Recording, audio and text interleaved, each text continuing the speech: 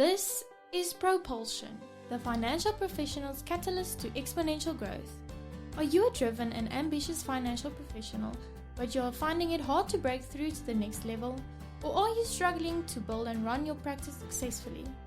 Join Francois Dutoy, a leading consultant and trainer, as he interviews not only the experts, but also people you have never heard of before, but who have done amazing things, about how they run their practices, the challenges they face, how they overcome those challenges, their failures, which tech has improved their business, how their revenue models work, and other practical aspects. We go deep so you can learn as much as possible. And here is your host, Francois Dutoy. Our guest today couldn't find the kind of wealth management job he envisioned, so he decided to create one himself, a decision that in 2016 led him, together with his wife Trudy, to start Luthuli Capital, a firm passionately focused on the wealth management and success of their clients.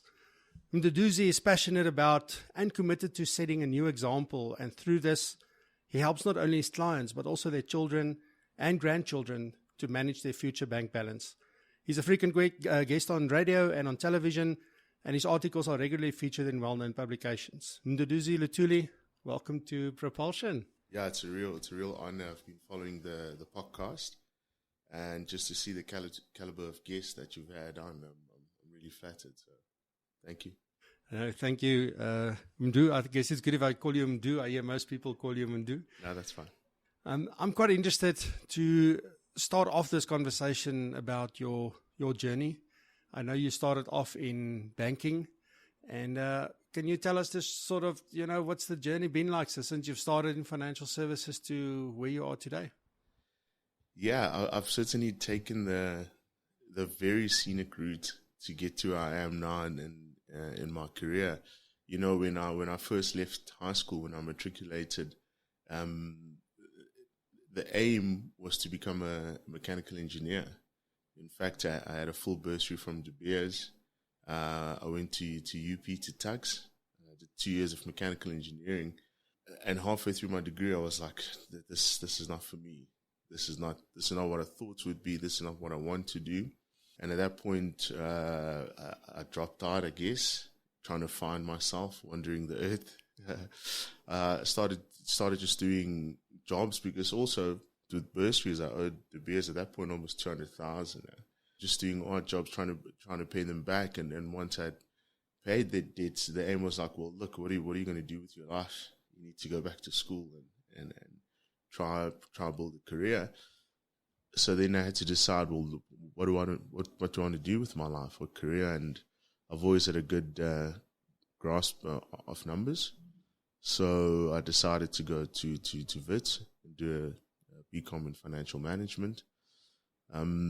And at the time, actually, how that started was I was looking for an opportunity to enter the financial world, and Nedbank was running an internship for people looking to enter the world, and I applied. We went through a rigorous selection process, and I was one of the people who was selected to go through that, and I started my career in banking, like you said.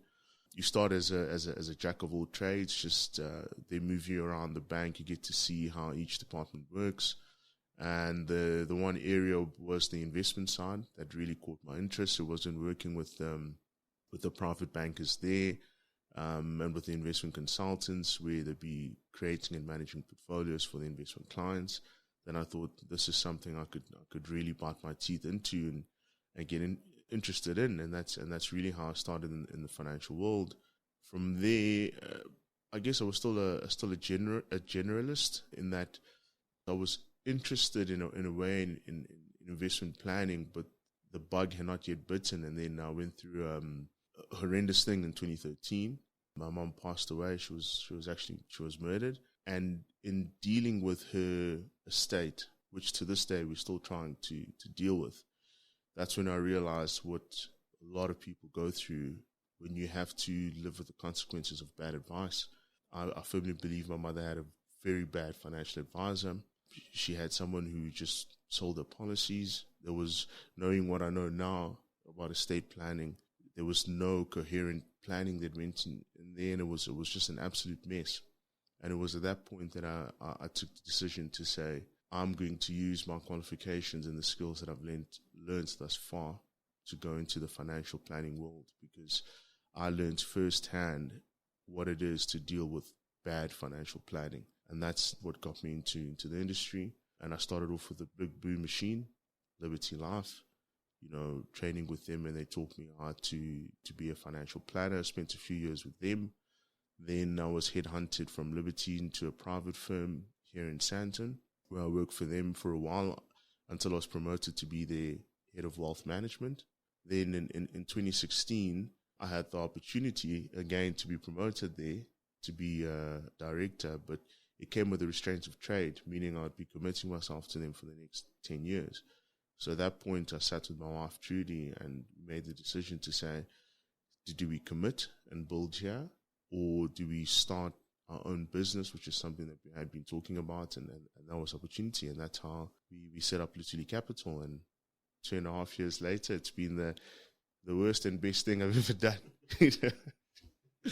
Yeah, I think like most people, when you are planning a new business, you are thinking like, we just think about the great things and just how fantastic things are going to be, and that everything's just going to work out. Clients are going to like knock our doors down.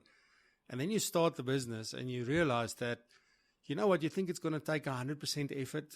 Well, guess what? No, it's going to take 1,000% effort. You thought it's going to take 5 years. Guess what? It's going to take maybe 10 or longer. Is that what you're experiencing as well? Building a business, is it exactly how you thought it would be?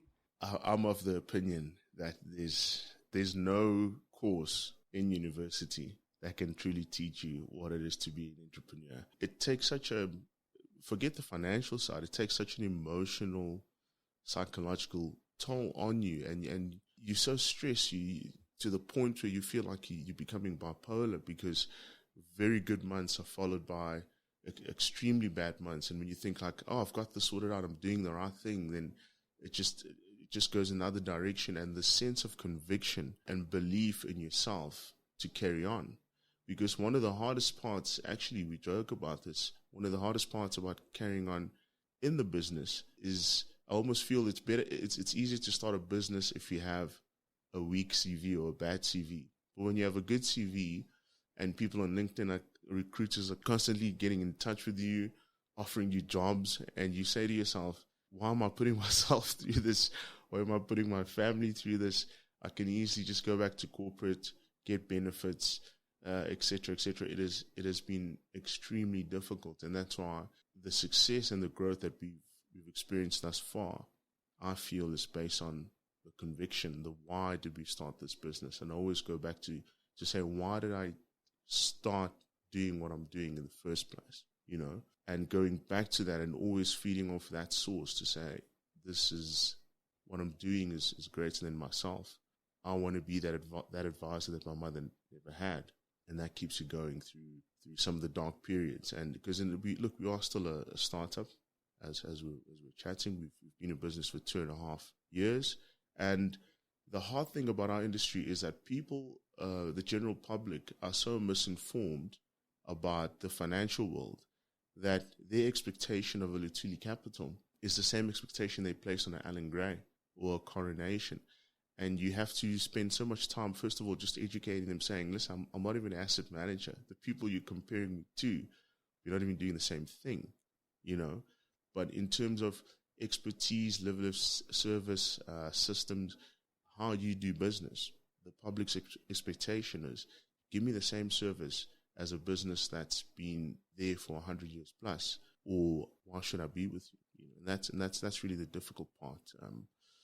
In trying to present yourself as a well-established business to give the clients that security, yet at the same time dealing with the difficulties of being a startup.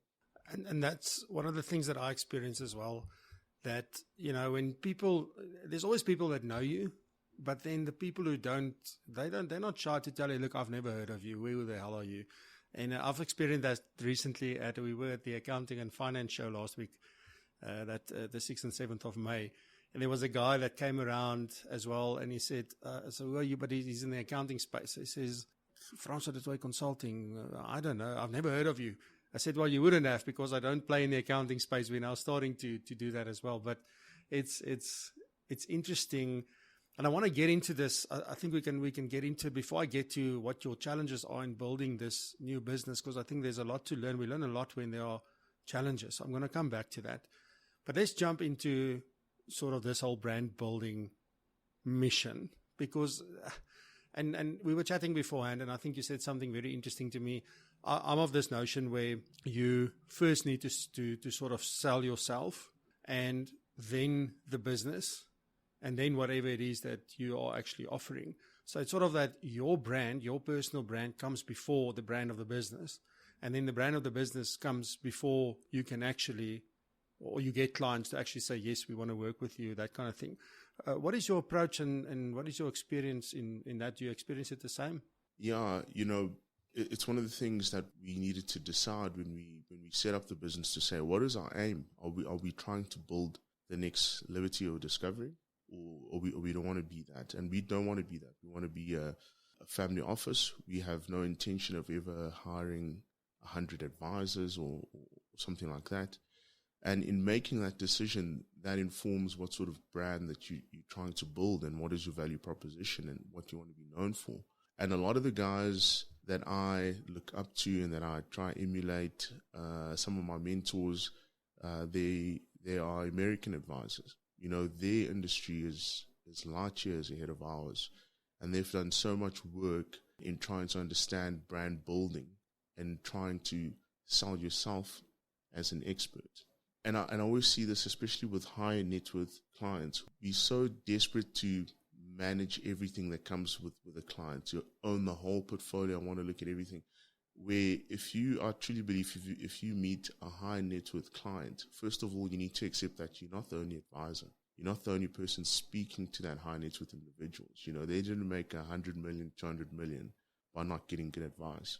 And if that's the person that you want and you want to speak to them, what you need to convey very specifically and with authority is, what am I good at? That's what the client needs to understand. What is the one thing that if I meet with Mdu, I know I can be comfortable. I know that if Mdu is managing my retirement planning, I never have to worry about that. And focus on conveying that message to clients.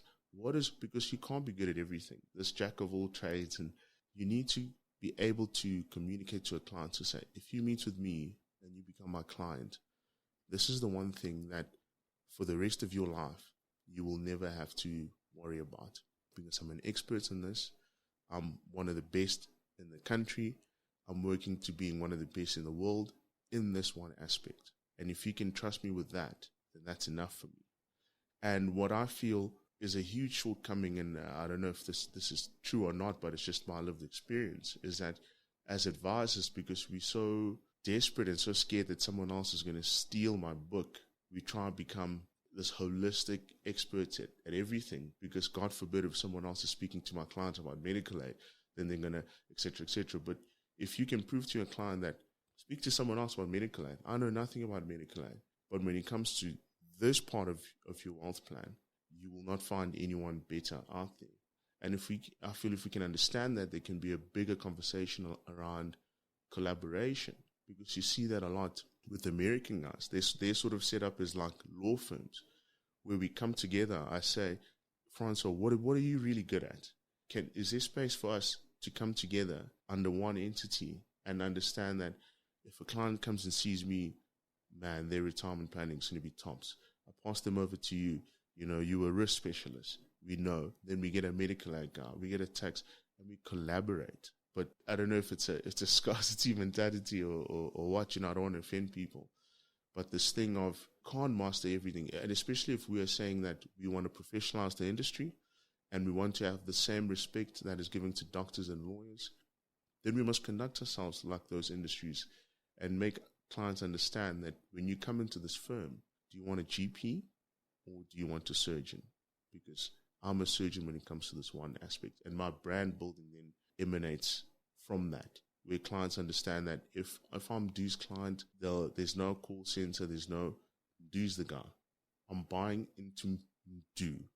I'm buying into his intellectual capacity, his IP, his way of doing things, because he's my guy. And I fully believe in him. And when I sit with investment clients and we go through this value proposition, I always make the joke to say, I don't know if you're drinking my Kool-Aid, if you believe what I'm saying, but I'll find out when the next market crash comes. I'll find out if you actually believe. So with that as a background, from what I could gather and what I've been seeing, because I've been following you for a long time, we've been connected on LinkedIn and so forth, and I get your emails, and it looks like you've got a very clear strategy as far as your brand building is concerned.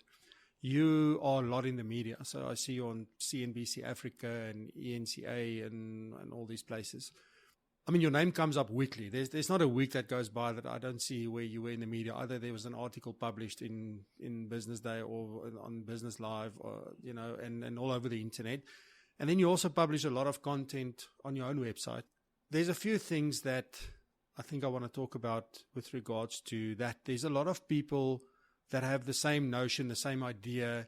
So I want to be on radio. I want to be the guy they interview on television, etc. But nobody ever makes it happen. How did you make it happen? There's a few things about brand building. We were beforehand discussing the cost of hiring a PR firm, a marketing firm, a social media firm. And, the costs relative to what you're going to get in return for a business our size, it doesn't justify it. We're not in a position where we can be spending 15 to 20,000 rand a month for someone to run our social media. So understanding that, one of the first things I did is equip myself to be strong in social media. And there's a lot of tools out there. There's a lot of videos you can watch on YouTube. There's a lot of sites, educational places. It's as simple as going on Google and saying, mastering Twitter. Just Googling that and looking through the results and finding the sites that will say, oh, okay, that's what you do, et cetera, et cetera. And then another thing where I went and spent money, I actually met with PR and marketing firms to say, I can't hire you on a retainer and keep you for the next 2, 3, 4, 5 years. Because just like we preach long-term investing, they preach long-term brand building, that you're going to have to build your brand over 3 to 5 years before you even get your first lead. And you're like, oof. So I'm like, what can I meet with you and consult with you? And are there nuggets of wisdom that you can share with me and tools that you can share with me that will empower me to manage my own social media so that it doesn't become a tedious, time-consuming thing where I can automate a lot of the stuff. And in a lot of ways, like clients meet with us annually to review their portfolio, I make it a point to meet with those firms on an annual basis that they can review the work that I'm doing and give me pointers and say, well, try this and try that, etc. To answer your question more specifically about people who want to get on media, because that's a very powerful tool. Because, if you are on ENCA, Business Day, 702, all these brands, you are, like we said, who is Lutuli Capital? Those who know me know me. Those who don't know me will say, who the hell is Lutuli and who's Lutuli Capital? But how do you sort of convince those people to say, give us a chance? It's by leveraging off other established brands. And that's what the media has done for us. It's been a very powerful tool in helping us grow our business dramatically in a very short period of time. Because people have this notion that, well, if you're on TV, you must know what you're saying, Also, the other side is that if you're on TV, you should know what you're saying because you don't want to put yourself on such a platform and then be talking nonsense. And people are like, did you see that guy on TV? What was he talking about? And this is something I learned very early on when I was publishing my blogs and when I was writing for MoneyWeb. I would write a piece, and a lot of the comments were other financial advisors who were critiquing the piece. And, and I'm like, well, first of all, okay, fair enough. You're not really my target market. But the other part was like, why are you guys going out of your way to bash me and put me down? Because you're restricted. You can only write 500 words. And if someone is like, go write about an RA for 500 words, you have to pick one specific aspect about that you're going to talk about. And then the advisors would come and critique every other thing that you have not spoken about. It's not that I don't know. It's that I don't have the platform. And as you say, it's interesting how other advisors will be critiquing something that wasn't written for them. It's one thing if I put out an article talking to financial advisors about financial advice and running their businesses, and they say, listen, buddy, you don't know, or what about this, or what about that? That's one thing. But if you're writing for consumers, and I think it's sometimes a question of, and it's one of these things on LinkedIn as well, where I always say you should just, if you're going to be posting anything, commenting, putting out a post, whatever, just to be seen, then don't do it. And I get the sense that that's what they're doing. They're just commenting there just to be seen. And you see exactly that. On the comment, someone will try to discredit your post and then put a link back to their website and say, oh, by the way, I wrote exactly about this and it's way better. And you're like, well, if you wrote about it, just post. And if someone finds value in your work, they will come to you. You don't have to attack me to raise yourself in a way. But it goes back to what we were talking about earlier, to say we're so scared of other people stealing our clients, etc., instead of doing exactly what you're doing here with Propulsion, to say, how can we learn from each other and make the industry better? And there's something that that I certainly don't know, and we can learn, and I don't have to repeat that same mistake. And people always say, you write so much, you publish so much, how are you doing this? Well, first of all, every day in my diary, I set aside 2.5 hours just for content creation on a daily basis. I'm either writing or creating videos or creating an infographic. It's part of my job description. I've seen it that way. And if you're constantly producing content and you can automate it for, publish 2 weeks from now, et cetera, et cetera. And if you want to get into the media, people say, well, what am I going to speak about? Look to your client base. The stuff that I write about, I'm not just sitting here twiddling my thumbs and saying, I want to be inspired. I constantly speak with my clients and say, what is troubling you? What have I not answered? What is something in personal finance that you don't understand and that you want to find value in? And that's where I get a lot of my content, because if it's a problem for one person, it's a problem for 1,000 people. And then once you get into the habit of content creation, then it's easier to approach media houses, because let me tell you now, the one problem that media houses have, it's content. You are their savior if you come to them and saying, I am bringing content. Yes, it has to be of quality, but if you can create quality content, the opportunities are there. And I think people are scared to say, if I put myself on that platform, am I any good? How do I keep this going? And like any muscle, the more you exercise it, the better it becomes. I think back when I first started writing, just to write one page used to take me a few days. Now I can do a page in less than an hour, because it's that constantly doing it, researching, and you develop the skill. And that's where you start. You've got the technical knowledge as an advisor.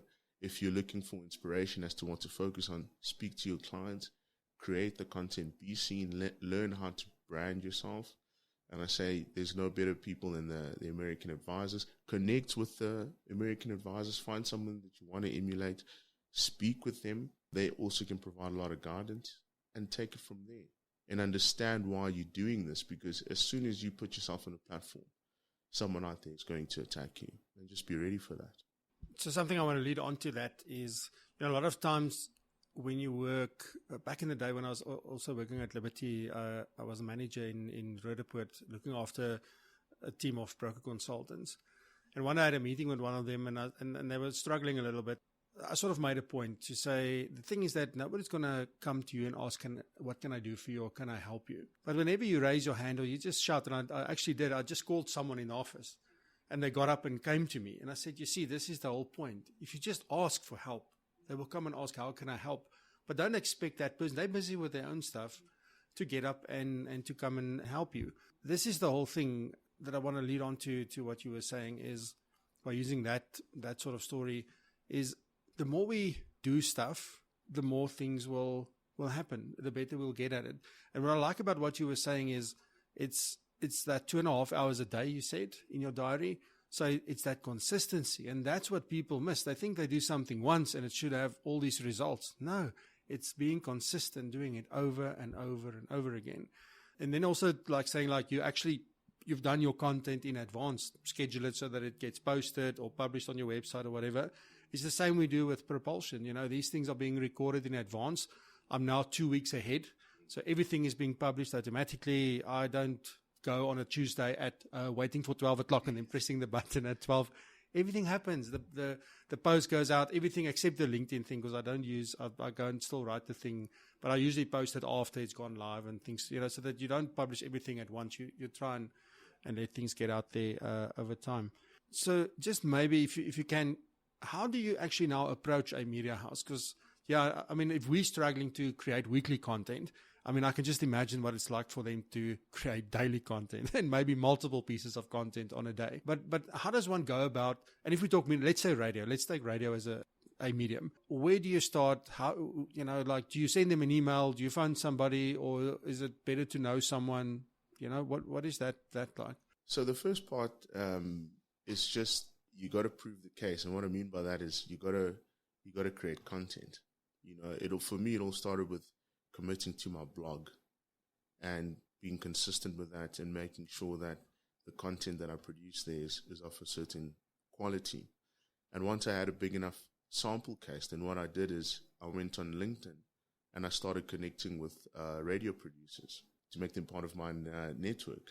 And from there, it's as simple as a nudge to say, this is what I do. Send them a DM. Here's a link to my blog.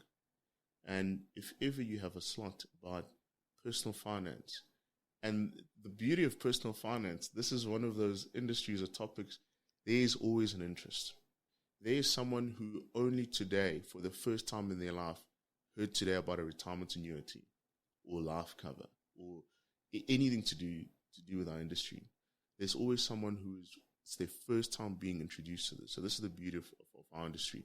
The other beauty is that our industry is based around principles. You can, if you're writing about a specific product, there's only so much you can do. But if you're writing about the principles of personal finance, there's so many ways to skin that cat. You can just, let me write about a retirement annuity. You can write 50 different articles just about a retirement annuity. Just pick one aspect, write a page. So first, create the content. Make sure, because when they're saying, okay, you want to come on, what work have you done? You need to be able to show them, well, this is what I've done. And they will do their own research and say, okay, sounds interesting. It sounds like you have a good viewpoint, something we like on. And then typically what they do is that they test you out. The midnight shift, the graveyard shift. They'll say, look, can you come on at 11:30 at night and do 10 minutes? And you're thinking, well, it's 11:30, I'm sleeping. Well, but you got to meet them halfway. They're not just going to put you on prime time. Who are you? They got to test you out. They got to see, do you speak well? Do you have a good understanding? And from there, you build a relationship. So what I did early on is that every time I would do one of these midnight shift shows, I would ask for the podcast. I'd listen back and I'd ask for their critique, show them that you're serious, and speak with them and show if there's opportunities, please think about me, or if there's a story that you guys are covering. You can even go as far as saying, doing a financial calendar. There's certain things you can speak about during certain months and saying, guys, it's National Savings Month, or it's Easter. Yeah, I've written this piece about personal finance in Easter. Maybe you guys give them the content. And then from there, it's just like with your clients, it's building a relationship. And as soon as you get that continuity, you're on one show, another producer hears you, they say, can you come into my show? My business day column came because I had written for MoneyWeb. People just see, oh, you can actually do this. And then other opportunities come. Just like even in my business, there have been business opportunities that have come purely because I own my own business and I run my own firm. And I purely believe if I was working for someone else, these opportunities would have never come. So sometimes you just need to start and have faith in your ability and be consistent and be professional. And the opportunities are there. I promise you, they are there. They're looking for people. And it's the same approach sort of for television to get on that. It's the same approach. Is that a little bit different? Is it harder to get into? It's a bit harder to get onto the television side. And why I say that is on the TV side, once they find someone they like, they're less open to new talent. So it's a lot harder and obviously it's the preferred medium. People would always rather watch instead of reading an article or etc. So it's hard to get on there, but you just got to be consistent, because also remember the people in media I find is that someone can be a radio producer but also work in some form for a TV company. So they've got that those cross-pollination relationships. So you'll do a good job on a radio show and they'll say, we've actually got the show next week. We want to discuss this, or you raise a good point. Can you come on the show and discuss this? And once you're on, the next opportunity comes. And if you are good, and I say to the guys, I'm like, please give me the ratings. Please critique me. I didn't study to be on TV. I'm not a media personality. If there's something I can improve, let me know. If there's something you would like, it's just like if you go into a job, if the one thing I'll tell my children one day when they start, I'll say, your job is to make your boss's job easier. If you do that, you'll be promoted. And for me, my job is to make the producer's job easier. So I'll go to them, I speak to them like, are you perhaps struggling with something? Is there something, content I can create for you? Someone I can refer you to? And in that way, you build a relationship. It's being helpful. It's really, caring about, obviously, the quality of the content, everything that you put out, but it's also about helping them be better at what it is that they do and help them look good. One of the things that I've found throughout my media career, if I can, in inverted commas, if I can say that, is I see a lot of content being produced by financial planners and people in our industry, and the focus of that content is so technical. The focus of that content is on proving how smart you are to your peers. But what you're doing is you are alienating the exact same clients that you're trying to attract, because you're not writing this piece for another financial planner. You're writing this piece or creating this podcast or doing this video for clients. So what I've had to teach myself is translating a very technical message to layman's terms and understanding that it doesn't matter how good the piece is if the person reading it can't relate to that. And in fact, I constantly get asked to be on a lot of market shows. And I tell the producers, listen, I'm not an asset manager, I'm not a trader. Picking stocks is not what I do. But the producers have said, we like calling you exactly because of that. Because when we call asset managers and traders, they just jargon after jargon after jargon, talking, and it's like, but the people on the other side don't know what you're talking about. Where you do, because it's exactly because it's not what you do. I myself have to go read up on the stock, take that technical data, rejig it in my head to say, what does this actually mean? And then when I'm on screen, convey that message as if I'm talking to myself in a lot of ways, to say, oh, the stock went down. Why? These are the factors. Do you understand that? Oh, yes. And that's what the listener or the viewer wants to hear. The other stuff, the technical reporting, that you can do for your shareholders, or if clients request that, not for social media, or not for radio, not for TV, because you need to remember that you are speaking to someone. There's someone watching this who might have never read an investment book in their life. You're speaking to someone who might not even understand the concept of inflation. You have to take it to that point. You say, I have to articulate this message in such a clear, understandable manner that the person on the other side can say, so that's why the market went down today, and why should I care? And that's one tip I can give, because I see a lot of great content from advisors, and I'm like, this is great content for me as another advisor because I'm in the industry.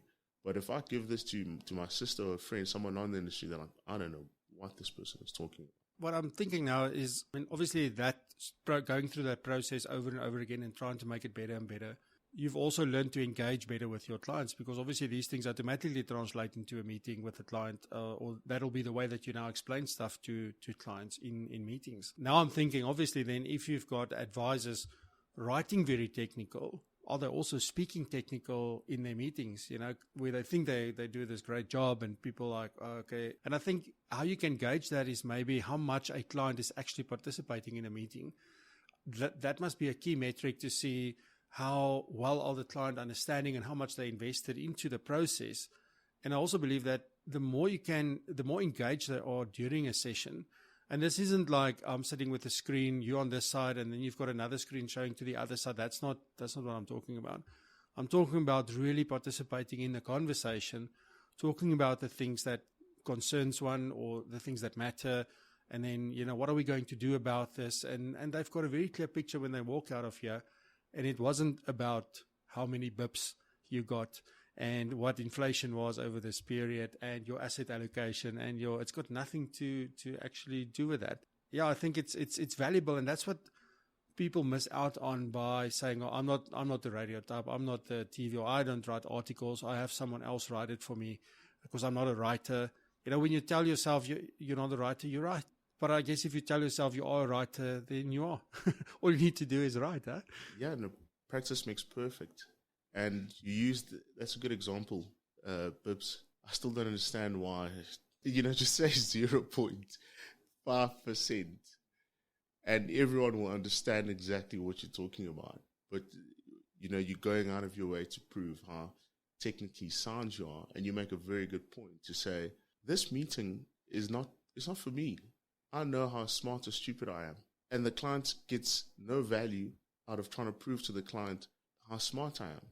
The client gets value out of me. That's why they've come to me as an expert to say, please can you translate this very technical industry into a message that I can understand, into a message that I can get behind and commit myself. Because unless you can clearly convey that value proposition, no way someone is going to invest with you for 20 to 30 to 40 years. You need to give them a story to get behind. It's not the asset allocation. It's not the investment returns. It's not the fees. Yes, that all encompasses this thing, but an investment is a living, breathing entity. It's like a child. And you need to get your clients excited about raising this child and convey that message clearly, because one of the things we're struggling with now as an industry, and I'm sure we'll get on it, how you cost yourself and your fees. That whole conversation really is about, do you actually have a value proposition? And I think a lot of the anger where people feel attacked for taking commission or charging certain fees, I don't think it's about the commission or fees. It's you're attacking someone's livelihood. There are people sitting out there saying, you are threatening how I feed my family. You're threatening how I take my child to school. You're threatening the roof over my head. And the threat comes from, if you change this model to value proposition, to if Mdu is saying he's going to charge 1,000 Rand an hour for a consultation, Mdu has to clearly demonstrate to the client why he's worth that. And a lot of this anger I've seen from talking with my peers, I feel personally, is you're seeing people react from a fear perspective, because you're asking them to change. And someone has been doing something the same way, it's working, they've got a great business, and they've been doing it for 40 years. And you're saying, I'm not asking you to change, I'm telling you to change, whether you like it or not. And I would strongly say to any advisor, if you want to be in the industry in 20 to 30 years' time, if the regulator is serious about RDR and what they want to do in terms of that, it's not even about what fees you're charging a commission. It's about what's your value proposition and is it worth paying for? I've been thinking about this a lot, and I've written some stuff that I haven't published about it and so forth. Not yet anyway. So we've been doing things in a certain way for, as you said, since the beginning of time. So since Donald Gordon started Liberty in 1956, 57, 58, that's sort of the way that we were taught, and that's the way that everybody works in the industry. And most other companies sort of work in the same way. And if we didn't implement the product, we didn't get paid. Like any other business, the remuneration model drives behavior. It's as simple as that. And now to come and say, oh, no, but now you need to move away from commission, or we want to reduce commission, and now you need to consider fees. We can't make that change if we are doing exactly what we've been doing before. There needs to be a change in what we do for clients, what we help them with, because there's new value and that you can charge for. Then that discussion becomes so much easier. But I think why a lot of people are telling me, Francois, like my clients, I don't know, maybe Mdu's clients will pay, but my clients will not pay a fee. Yeah, because you're not changing.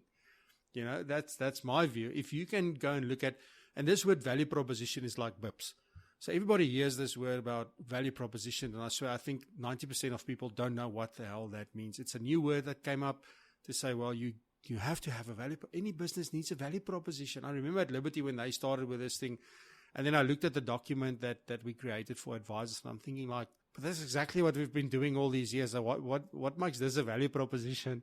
And I also didn't understand, And then as you go through your own things, and I believe it is really that thing that helps a person make the change that they want to make, and it helps them make it sometimes in an easy way, and sometimes it's supporting them through the hard way, if that's the only way. But that is ultimately, I think, what a value proposition is about. If we need to be able to clearly explain that to clients, so that when they get it, they go like, oh, that's something I'll pay for. And sometimes the value proposition it's not only about what is the gains going to be. It is sometimes, how am I taking pain away from you? It is sometimes, how do I save you time? It is sometimes about, how do I keep you from making mistakes that can be expensive, either from a time perspective or from a money, or both. Yeah, I think there's lots that people need to do. And I think another problem is that people are not taking the time to think about these things. They're not taking the time to study up on these things. They want to watch a video, they want to talk to a consultant, or they want to go to somebody and have a chat, and then, okay, whatever. But it takes real work, and to apply it to your business and the way that you want to do things and the type of clients that you want to work with and that you do work with, those things all influence these things. So it's not going to be an easy road, but here's the thing. If you don't make these changes, if you don't put in the effort, then it's going to be hard times ahead, I guess. Exactly. And I would say to that same advisor who says, okay, Mduduzi's clients are willing to pay him a fee, mine won't. Those same clients are paying their doctor a fee. The same clients are paying their lawyer fee, or any other industry that just says, look, this is how it is. They're willing if you're able to communicate the message clearly and why it's in their best interest to do that. That's what I found with clients. And I'll even go as far as to say, your value proposition, I don't feel should be based on the technical side. Just like you find with businesses where you ask a business, what differentiates you? And someone says, good service. If you're a good business, you should be giving good service. That's just a byproduct. That's not the differentiator.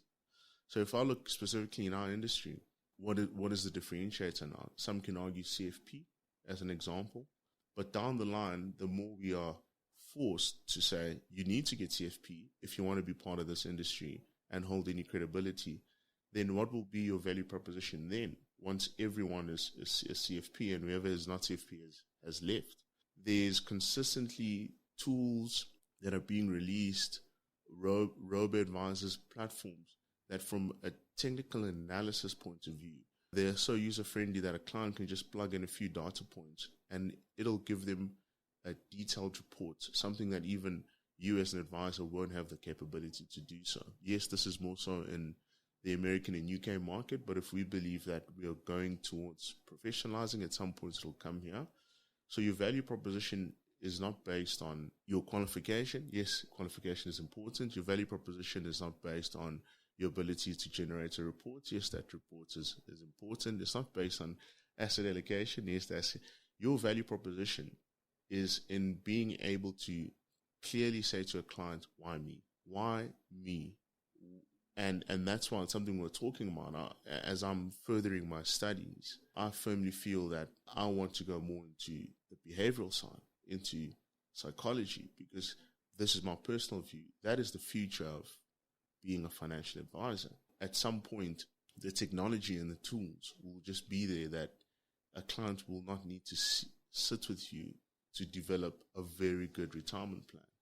But there will always be a need for someone who can convey that message and relate to you and guide you. That's what we are. We're supposed to act as guides. And I feel my job is to, when sitting with a client, understand what drives their behavior. What motivates you? Why are you doing this? Are you just starting this investment because it's nice to be an investor? Or what is motivating you? And let me help you over 10, 20, 30, 40 years to not lose that motivation. Because a lot of the success, especially in investment, there's a lot of data that proves this. How are you going to be a successful investor? It's not about the asset allocation, or it's about your behavior as an investor. If you just get your behavior right, 9 out of 10 times, you will be successful in investing. And I feel that's what we need. We need to be financial therapists, if I can use the term, because the technical side, yes, the functionality is not there yet, but as robo-advisors develop, as online platforms develop, like Outvest, very fantastic platform. The rise of passives, and for those who are arguing for active, the passives have become active with the smart beta, and they're like, we can do it all.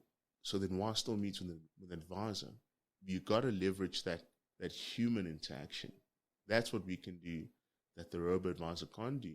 And we talk globally in every other industry, the fourth industrial revolution, to say what are the skills of the future as robots take over, and they take over the mundane, the administrative part.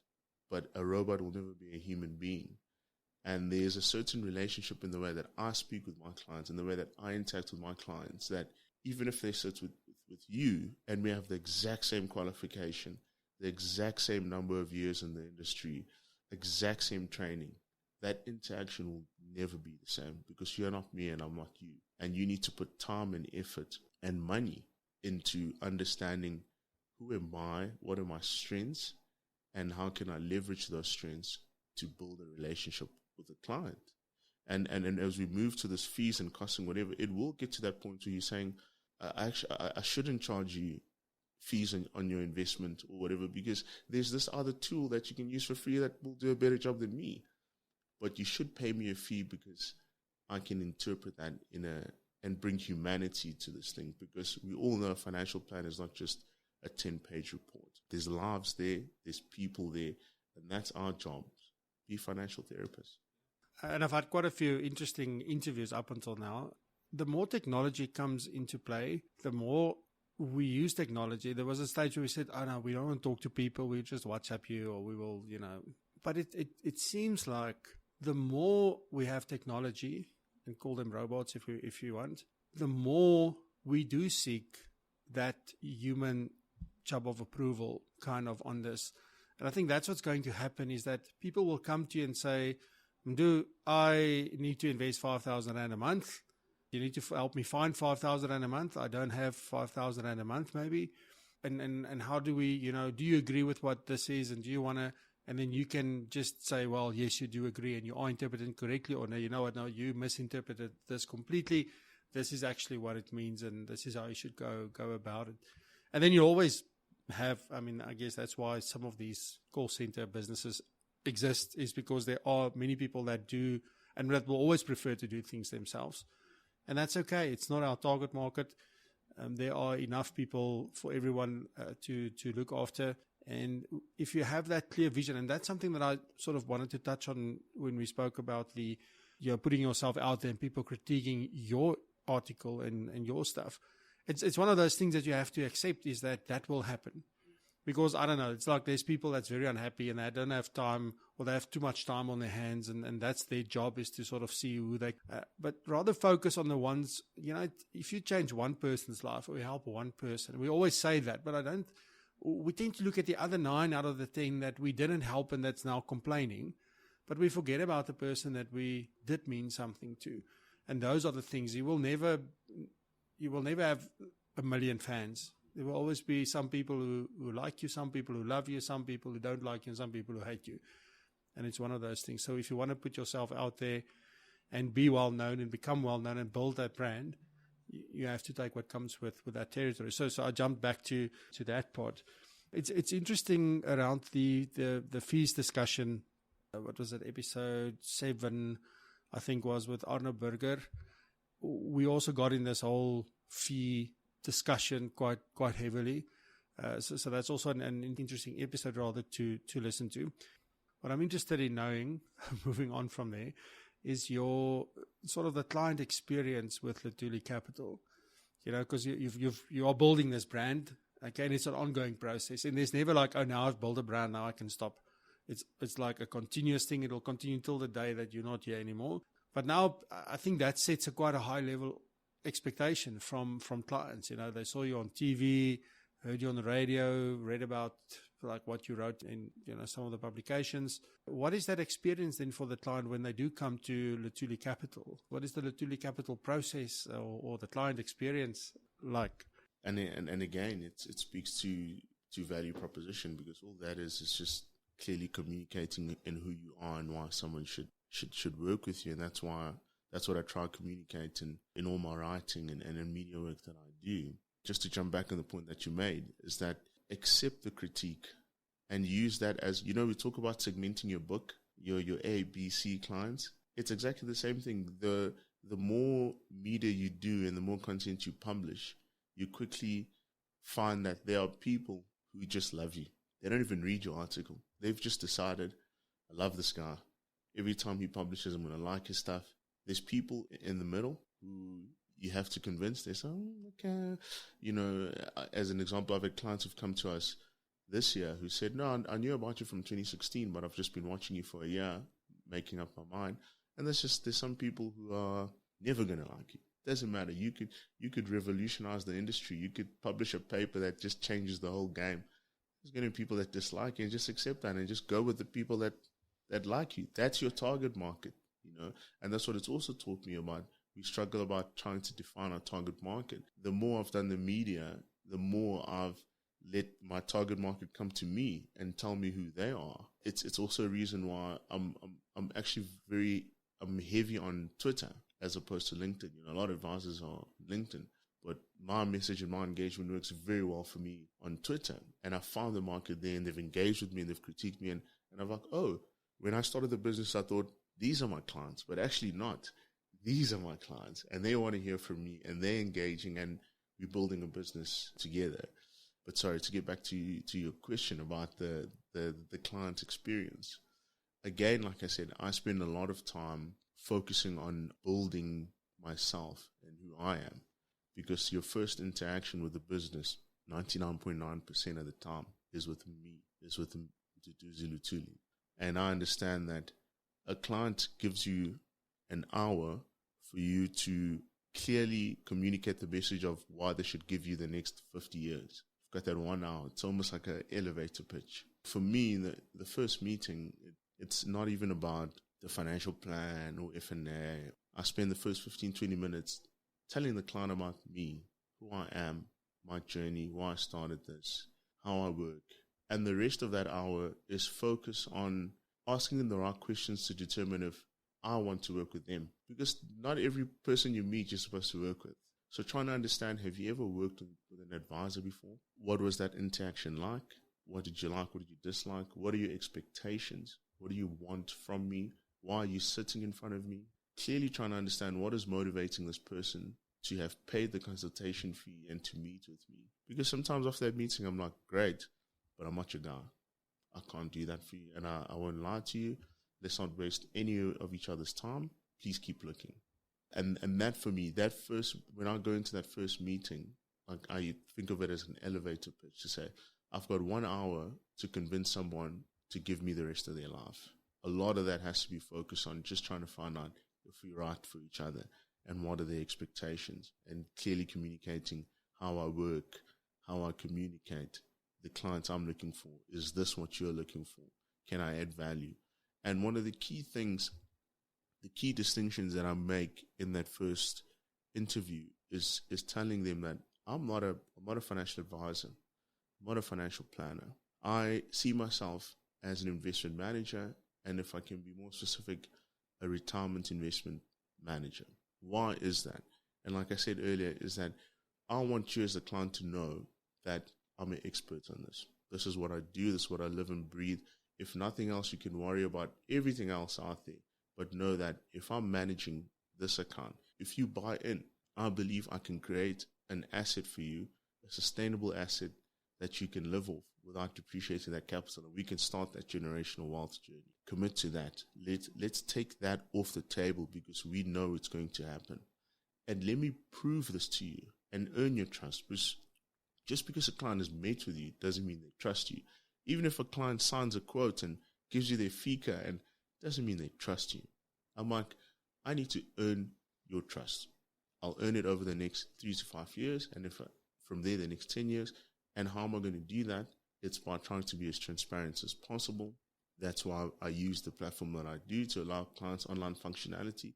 You never need to contact me if you want to see how your investment is performing. You can pull your own statements. But I'm going to do that by also educating you as a client and making you understand my value proposition is not stock picking or asset allocation. It's driving the right behavior and guiding you in that. And then once you have a client's trust, then only at that point when we see that they're engaging, because those first few months you're engaging and someone is not talking, you're like, what's happening? I thought we had a discussion, an agreement. You're not engaging. Can I do something better? Is there a misalignment? But once you see that engagement, someone is drinking your Kool-Aid, they've bought in, then I feel you now have the right to start having the conversation to say, by the way, there's more to life than your retirement. You need an estate plan. You need a will. It's shocking how many people don't have a will. And they're saying, you ask someone, should something happen to you, what should happen with your family? Oh, I want them to. Do you have a will? No. So how will that instruction be carried out? People think you have to be a millionaire to have a will. It's like, no, it's just tells us what you want. That's my value proposition, is in building that trust and getting them to buy into me and the way that I work and the way that I view the investment world. Earning the right then to say, I want to be in charge of your finance. And that's just me. I'm not saying if someone does it differently, they're wrong. I'm just saying that's what I do. I strongly feel no one is going to be your client for 40 to 50 years if over that period it's always a one-way conversation. You need to empower clients. You need to give clients the tools and information so that they can critique your decision. Don't be scared of empowering your client to a point where they feel, I don't need you as a financial, I know now.